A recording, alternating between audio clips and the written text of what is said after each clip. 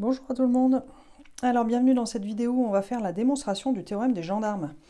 Donc le théorème des gendarmes, je vous le redis, je vous ai remis l'énoncé ici. On a trois suites réelles, UN, VN, WN, telles que à partir d'un certain rang, c'est-à-dire au début c'est pas forcément vrai, mais à partir d'un certain rang, elles sont rangées dans cet ordre-là, c'est-à-dire VN est encadré par UN d'un côté et WN de l'autre.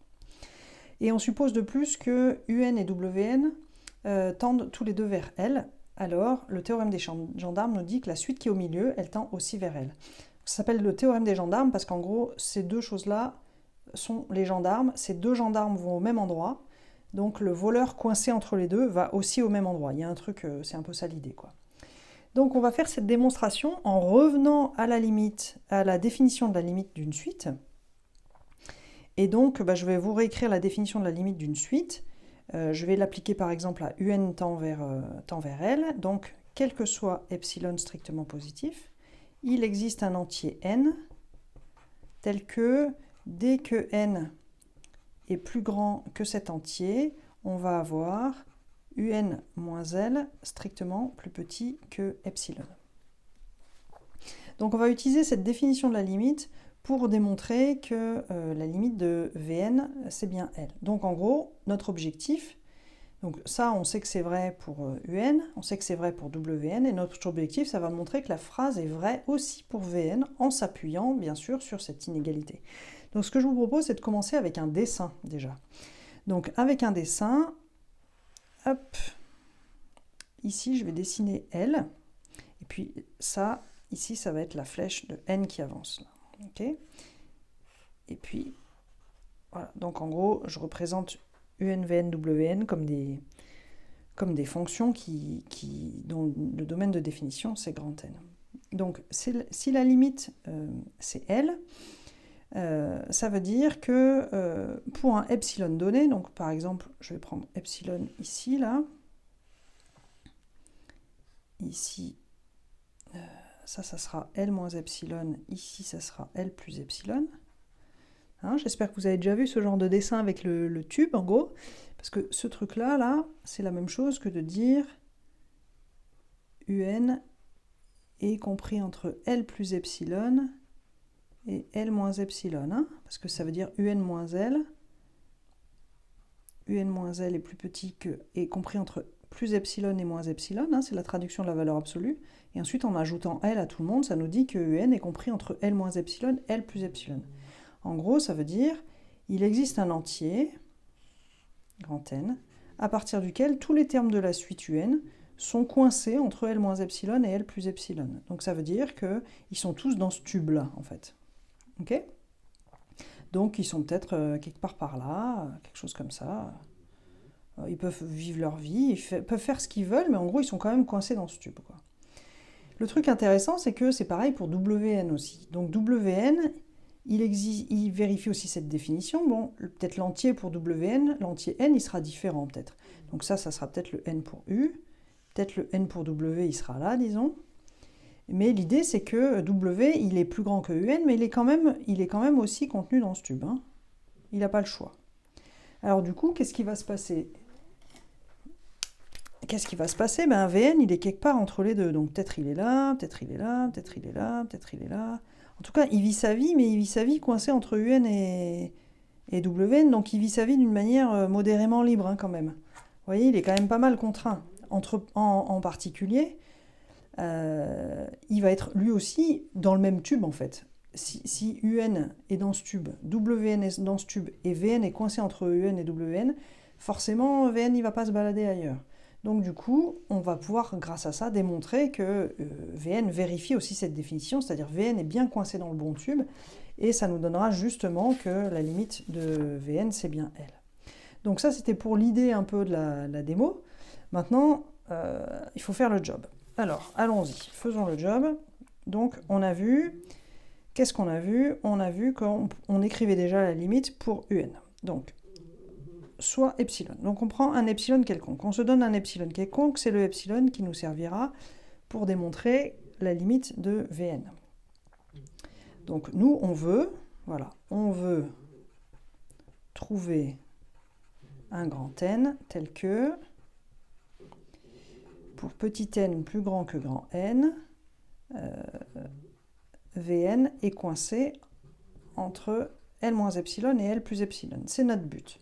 Donc, vous vous souvenez, on a vu que notre grand N, il doit être plus grand que le N pour U et N pour W. Donc, c'est ça qu'on va commencer à faire. On va appliquer les hypothèses. Donc, on sait que UN tend vers L.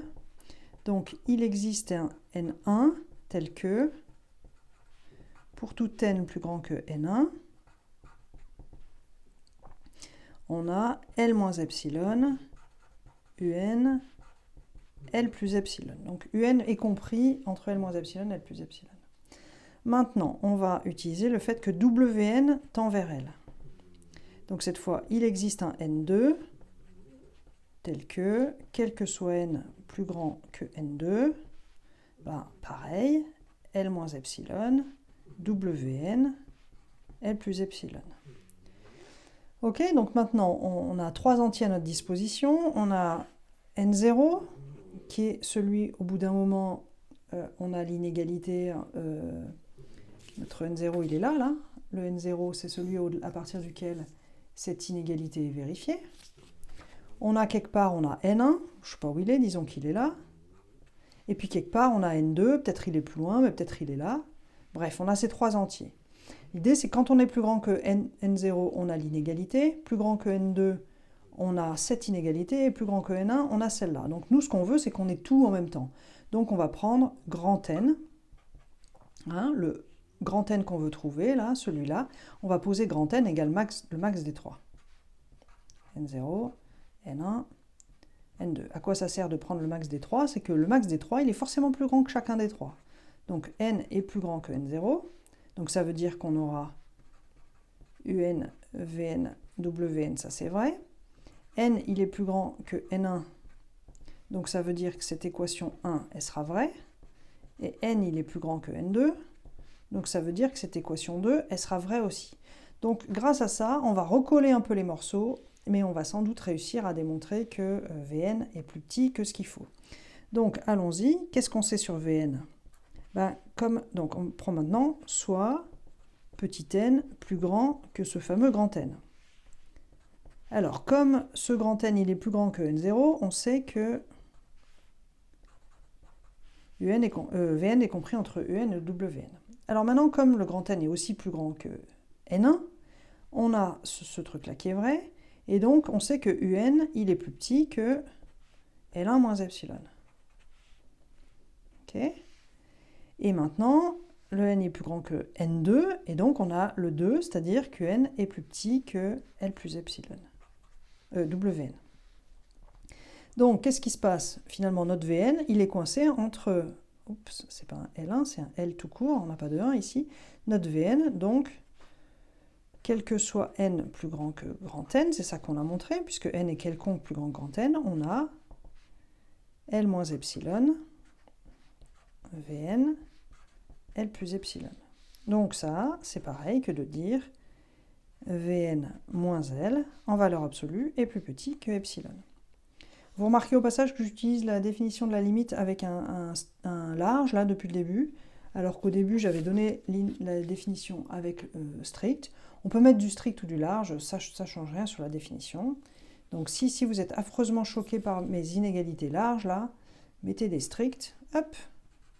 Si c'est plus habituel pour vous d'avoir des stricts, il n'y a pas de souci, on va corriger. Donc on a des stricts là, on a bien du large au milieu, mais on a bien des stricts là, hop, hop, et hop. Voilà, désolé pour la confusion, ça marche aussi avec les larges, hein, mais si vous n'avez pas l'habitude, pas de souci.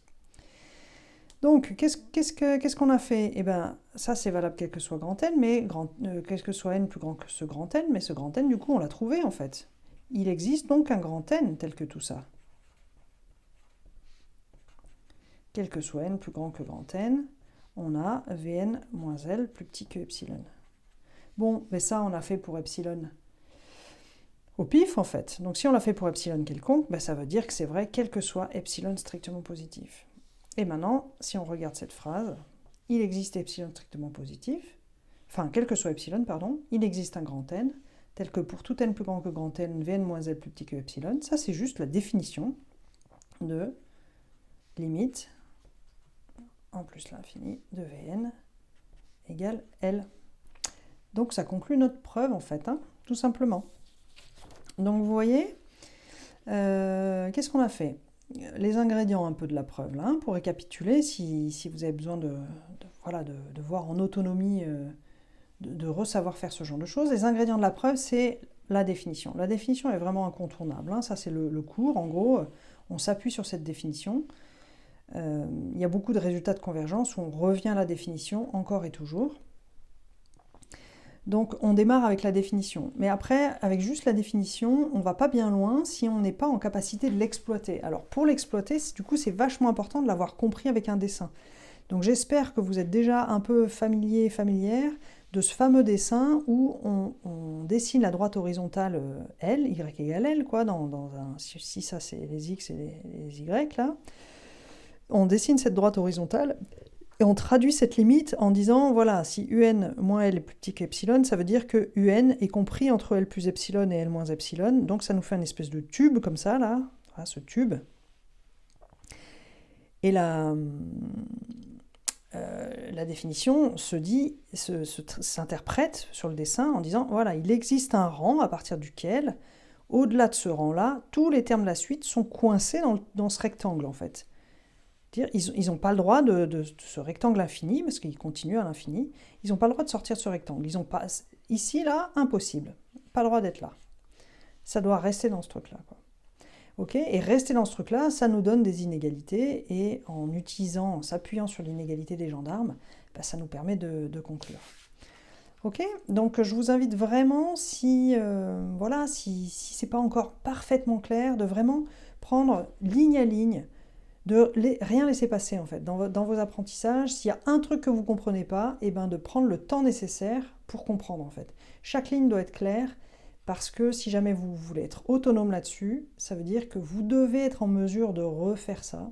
Et pour refaire ça, il faut que vous compreniez tout pour que vous puissiez pouvoir le faire, avoir les intuitions de ça. Si on ne comprend pas, c'est vraiment difficile de refaire après, quoi.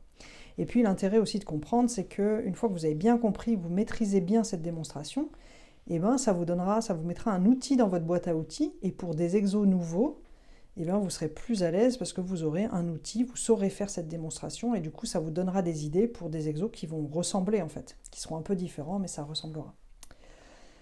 Voilà, donc j'espère que c'était bon pour vous. Je vous laisse mettre des commentaires. Je réponds pas toujours, hein. Je vous avoue que j'ai un délai de réponse aux commentaires qui est très lent. Par contre, il y a une communauté qui est assez vivante sur cette chaîne, donc il y a souvent d'autres gens qui sont capables de répondre aux commentaires.